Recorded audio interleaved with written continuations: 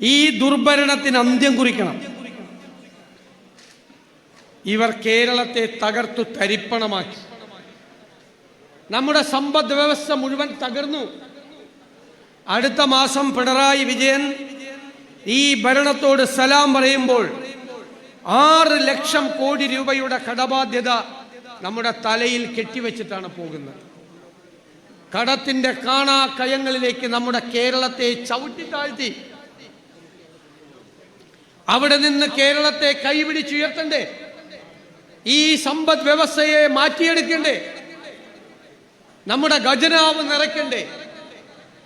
നമ്മളത് ചെയ്യുക തന്നെ ചെയ്യും. നമുക്കതിന് സമഗ്രമായ പരിപാടികളുണ്ട്. ഇവരെ തകർത്ത് തരിപ്പണമാക്കിയ